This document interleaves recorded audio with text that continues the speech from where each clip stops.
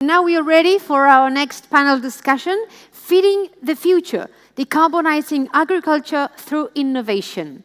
Please welcome Eneko Axpe, Scientific Collaborator at Basque Culinary Center, Alberto Acedo, co-founder and CSO at Biome Makers, Melissa Comellas, Agriculture Program Manager at EIT Food, and moderating this panel, we count on Lopez Delgado, Entrepreneurship Manager at Basque Culinary Center.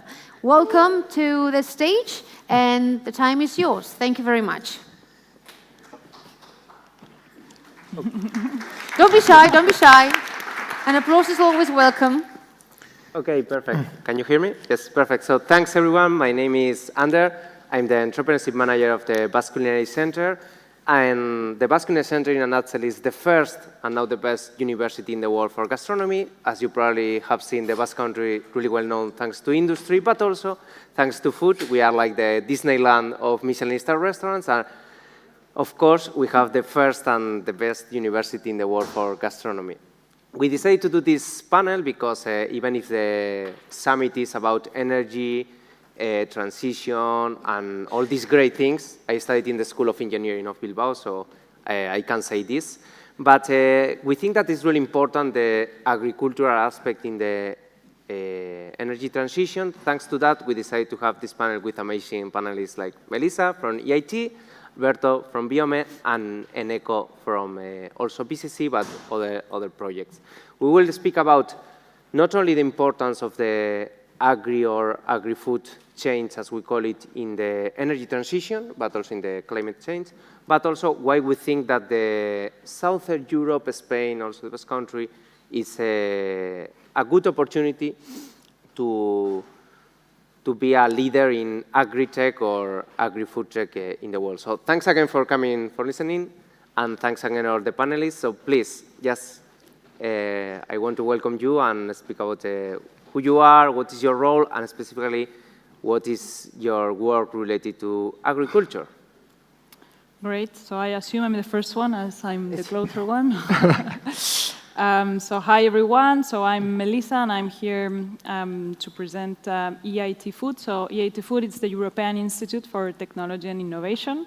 So without any label behind, so without food, EIT, it's a European entity that is directly receiving funding from the European Commission, and then EIT distributes the funding to 9 different EITs, and EIT Food is one of them. Just in the previous panel, they talked about InnoEnergy. It's another EIT. So we are European entities, independent ones, and our mandate is to transform the food system across the whole value chain from farm to fork. So this includes, of course, agriculture.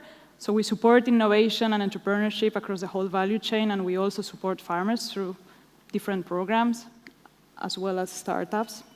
And our headquarters, by the way, from the south area of Europe, are based in Bilbao. So we are also a Basque entity, or this based here. So regarding agriculture, so definitely agriculture is one of the main areas that can contribute to decarbonization. Why? Because between 15 and 18% of the total emissions come from the agri-food sector. So depending the report that you are reading, it's between 15 and 18. I think the FAO published the latest one 2 years ago, and they were talking about 17%. So it's definitely an area that has huge impact. And our work, actually, agriculture, and more precisely regenerative agriculture, has been positioned as one of our main priorities within EIT Food. So I can only believe that we have a role to play through innovation in decarbonizing the industry. So how are we doing this? So we have several programs, as I said, and some of them are dedicated to farmers and also to startups that are linked to the agtech world. So not only the food tech industry, but also the agri-tech industry. So we support startups that will be matched with some farmers in order to test, validate solutions in new countries to then have new products in the market. And regarding farmers, so we have a whole program that is called the Region Agroevolution, where we support farmers through training, advisory, monitoring, to try to assess the impact of the different practices that they are doing on soil health, on biodiversity, on water management, and on financial health. And why are we doing this? Because actually, and I think that Alberto will talk about this, as Biome makers, they are, I would say, pioneers in this area. We need to consider soil as a sink, as an environment that can store carbon. So agriculture, of course, we are emitting and we are producing emissions, but we are one of the sectors that is able to sequester the biggest amount of carbon in the soil in order to mitigate climate change. So I think that this is why we are here today to discuss. And I will not deep dive right now, so I let my colleagues to be introduced. Thank you very much. Thank you. Thank you very much. For my side, I'm Alberto Acedo. I'm the co-founder and the chief scientific officer at Biome Makers. I started with the objective to decoding soil microbial interactions to promote more sustainability and more healthy food. How we are running it? Well, we are collecting data, biological data with our network of labs. We are using the most advanced DNA sequencing from the soil to understand what is the life in the soil that can help farmers to play with that interaction based on the knowledge that we have, practices, and products to get the most efficiency in the agriculture production. How we can help on that? Well, there are different dimensions. One of them is capturing carbon or sequestering carbon to promote more organic matter in the soil, but also increase the efficiency of the nutrition in the plants based on the biology, reduce the amount of nitrogen is also reduced, the potential emissions that in agriculture are happening today, also promote or prevent diseases. Most of the loss in yield in most of the case in agriculture is based on diseases that happen depending on the change in the environment. That's very linked with the climate change and provide metrics to understand if the management, if the tools that we are using in agriculture today are in the right direction or not. How? Providing that metrics, essentially biology is a super nice bioindicator. Biome Makers started in San Francisco in US, but it's a global company now working in more than 45 different countries with 90 employers, management millions of data every day to provide this information directly to the farmers. Next. Hello, how is everyone doing today? Siesta time. My name is Eneko. I am a physicist by training, born and raised not far from here, but I moved long time ago. I did part of my PhD in the UK, then Cambridge. I was teaching physics, mechanics, thermodynamics, then moved to the US to work for NASA, Stanford, and then I joined some startups in Silicon Valley, all related to food tech.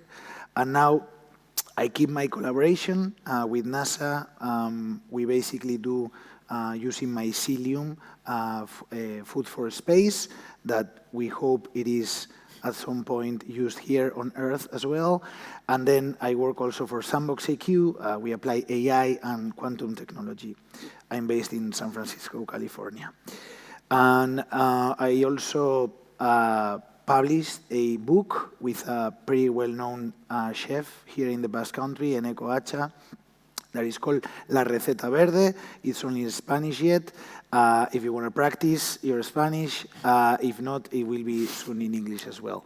We basically show data, why agriculture, why food production, why what we eat is so important in de-accelerating climate change, and we give tips for the everyday life. So that's my CV right there. I'm not on LinkedIn, so FYI, that was a little bit of information there. Okay, perfect. So we have said one important thing, data. you have said, Melissa, that almost, depending on the analysis, but almost 20% of the energy emissions are related to agriculture, the gastronomy value chain, the food chain, whatever we can call it. Why everyone is focusing, yes, energy transition, okay, energy, renewable energies, the industry, mobility, but the in food may, because we have seen some trends and it's more common, but in agriculture, no one knows the new innovations, what is happening, what is going to happen. So in that sense, what do you think, each of you have different point of views, but what do you think are the main problems in agriculture nowadays? Or yeah, I think that is the elephant in the room, that's for sure. I don't know why agriculture wasn't in the middle of the conversation when it should be. I want to ask the audience, do you know the percentage of habitable land we use today for agriculture? All the habitable land we have in the world, any guesses? It's 44%. 44% of the habitable land we have in the planet, we already use it for agriculture. Imagine all the species, plants, animals that were living there, goodbye to them. So it's a problem for biodiversity, for plants, for animals, etc. Water consumption, carbon, etc. So we say that what we eat is the most powerful tool we have to accelerate climate change. The most powerful single tool we have right now. So we need to talk about it. Also, if you look at the data, 30% of arable soil was lost in the last 40 years. There is also an opportunity to rethink the way that we are producing the food, to understand how to prevent that, especially in a moment that all of us are concerned about climate change, about how we are trying to manage the field in that case, but also think about that there is an opportunity for innovation. How to turn that situation is an opportunity for universities and startups that want to put technology on the hands of the agriculture to change that. And I would add that when we think about innovation, we normally think about technology or technology-related. Like in agriculture, most of you maybe would say robotics, drones, new machines, new inputs, but it's not only this. Now in agriculture, we are seeing also other type of innovation also related on how we are farming, the practices that we are applying in the farm. So it's not only technology related. We can also have innovation in terms of how farmers are doing business with new entities and the products that they are delivering. So they are not considered, or they are starting to be considered not only as food producers, but also as people that are producing other type of services, as for example, ecosystem services, right? I think that tomorrow there is a session about biodiversity credits or something like this. So this is where we are going, right? So farmers are not producing only food, they are also delivering other types of services, not only for them or for the soil, but for the whole society. So it's important now to have also research around this. What are we delivering? How can we quantify? How can we have some traceability on how we are delivering this new ecosystem servicing? Does someone need to pay for this? We as citizens, do we need to pay? Because maybe farmers are purifying the air that we are breathing, so we are going to have less disease in the future? I don't know, well, maybe. So when we talk about innovation, we need to think a little bit, it's not out of the box, because I think I do not consider this as something new, but not only technology. I mean, robots, of course, we have robots, of course, we have drones, they have their limitations, and we need to continue supporting these type of startups, definitely. But we are going also through other type of innovation, business innovation. Okay, that's interesting because we are really used to, green energy, I put on my laptop, on my home, it's okay. Mobility, electric cars, it's okay. But then when we have new innovation in agriculture, in food, people is not so open. Why do you think that? Maybe it's because from farm to table, then you eat it and it's in your body. Why do you think that the people have that rejection for all the innovations that they come in the gastronomy evolution from agriculture to food? I think that is intrinsic to our psychology, right? Like, we don't like changes. But at the end of the day, we need to embrace changes when the alternative is a disaster, right? We need to embrace these changes. The other day, I was in San Francisco. This is a real story. Anyone familiar with Waymo, the autonomous car, the self-driving car? Anyone familiar with it? Anyways, I got my first ride. Like, you call it as in an Uber, and like it shows up, a car, no people inside, and I was with my friend Doreen, and I was like, I'm really scared right now. I'm shitting my pants. There is nobody inside. The wheel is moving, like the car was driving us around. But it is a change that is already there. And then I thought to myself, this is going to change transportation in agriculture. This is going to change in terms of humans in agriculture. They have limits. They cannot be working 24 hours. They cannot be working where it's 42 degrees outside. They cannot be working when it's like pouring rain or snowing. But robots can do it. Self-driving tractors can do it. Drones can do it, etc. So it is a change that we need to invest on it, and we need to embrace it as well, because hopefully it will bring a lot of hope in agriculture. That's very important. Also, not only the implement the change, but also the economics of the change. If you look at the agriculture, most of the farmers are thinking in revenues in terms of the tons that they are producing. But if they are evaluating the cost that they are putting on the field versus the return, sometimes they are increasing the number of the amount of yield that they are getting, but increase the cost that they are putting on the field. We need to take a look at other kind of value. What is the market able to pay more for something that is produced in a kind of high biodiversity, or, for example, the most value asset of a country, the soil? What is the value of dead soil compared with a well-done, a productive soil in this example? What is able to pay, for example, or in terms of reduction, if I can reduce the amount of nitrogen that I'm putting in the soil because I can promote the native biology that is living there, I can reduce also the cost to produce a similar kind of yield. Well, there are many items linked with economy that we need to put in overall to understand that yield is not only the factor, there are also other factors that we need to measure. And I think you are measuring many factors, no? Linked with your project. One of the problems and of the complexity of the topic is that we don't know what we need to measure in order to demonstrate the impact of the practices that farmers are implementing, because there is no direct correlation between a practice and a result. Why? Because you are farming outside. Weather is important. The soil that you have at the beginning, the baseline, is important.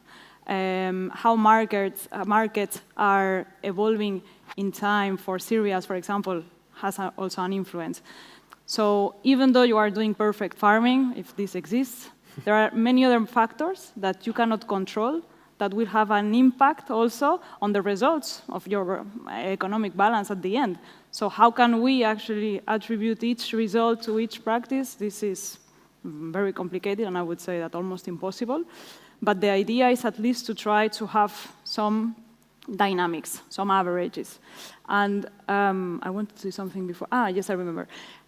Because Alberto is talking about microbiology in soil, etc., and how important it is. It reminds me when a few years ago we were talking about our microbiome for humans, for medicine.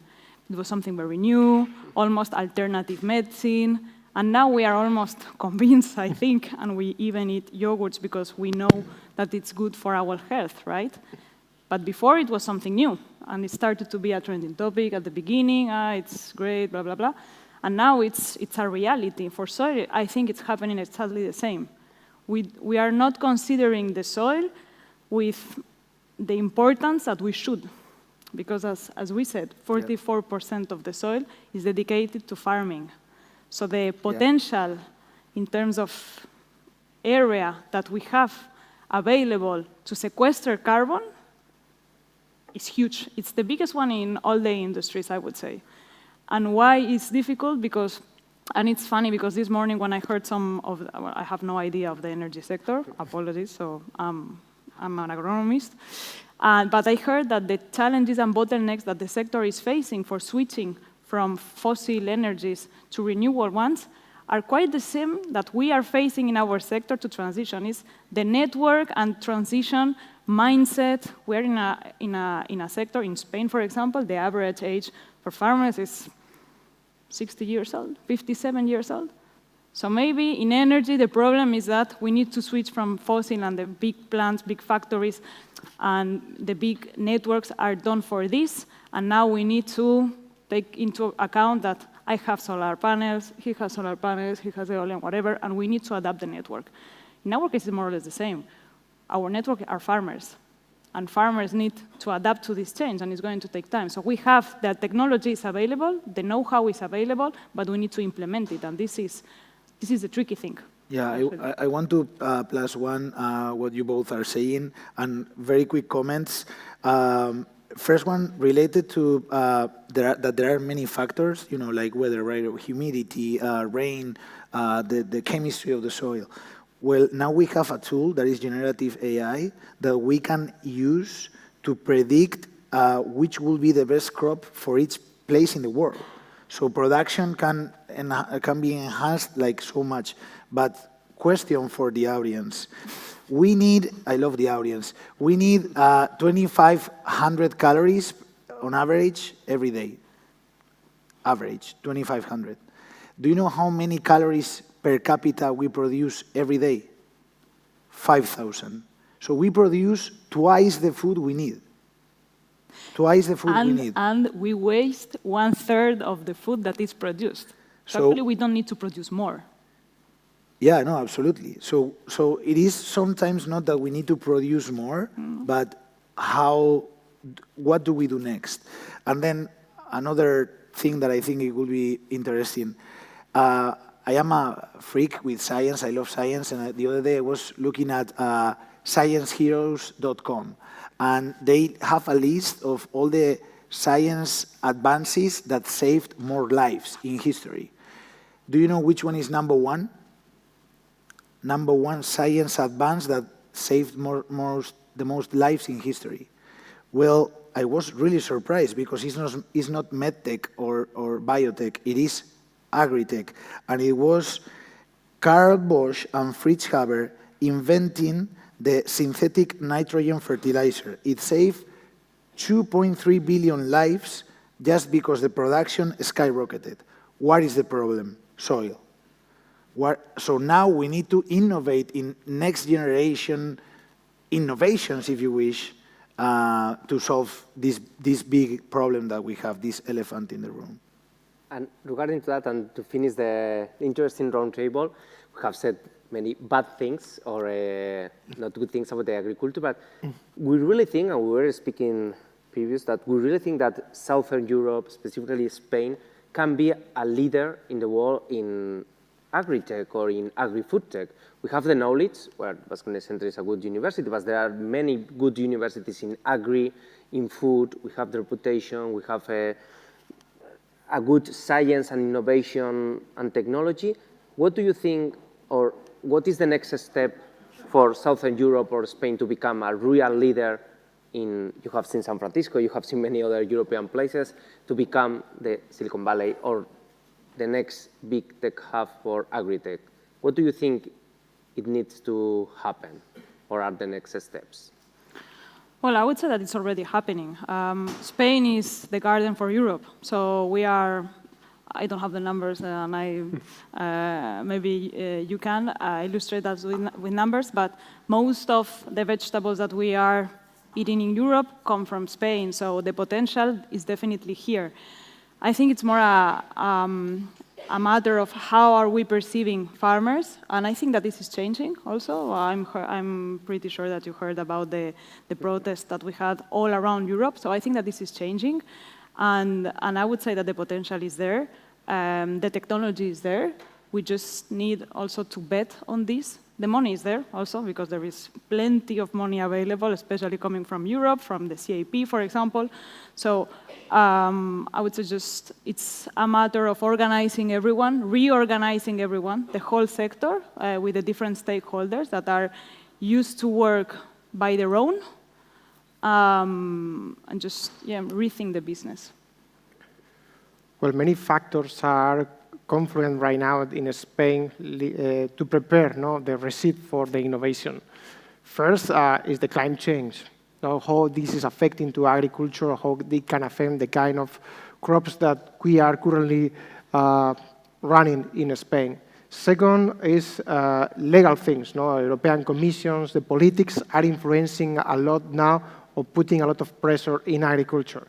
Other is the economics. For example, at the end of the pandemic moment, the price of fertilizers increased a lot. It was a super high peak in Spain because not all the people was able to pay for all the fertilizer that they are putting on the field every year, and they start to think in alternatives.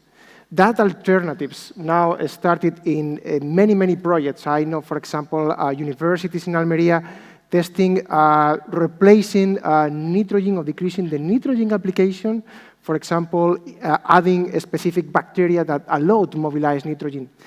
In some of these experiments, we saw an increase of 30% in yield when they reduce, for example, fertirrigation, water and nutrition of the plant.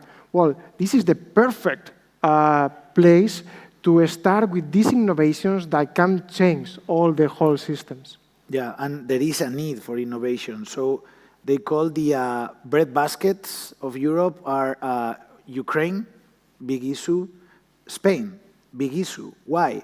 Because the Sahara is moving north. The UN estimates that 74% of the surface of Spain is in danger of desertification, 18% irreversible. In Almeria, in Murcia, in Valencia, and in other parts of the south. Same in southern Portugal. Same in southeast Greece. Same in South Italy, Bulgaria, Malta, Cyprus. We have a big issue. We need to innovate. Yeah, that's. I think this is we not are a political over time. Perfect. Yeah. I wanna, by the way, thank the organizers and the technicians as well that are having the day of their lives. Thanks all the media and the sound technicians and the organizers for the invite. I think your final message and the data has been the perfect closure for this panel. I hope you enjoyed. Thanks for everyone for listening to us. Hope that it has been an interesting topic apart from all the energy transition. We are here. You know our contacts, and anything related to agri-tech, food tech, and that sector innovation, please let us know. So thanks everyone. Thanks everyone. Thank you. Thank you. For being here.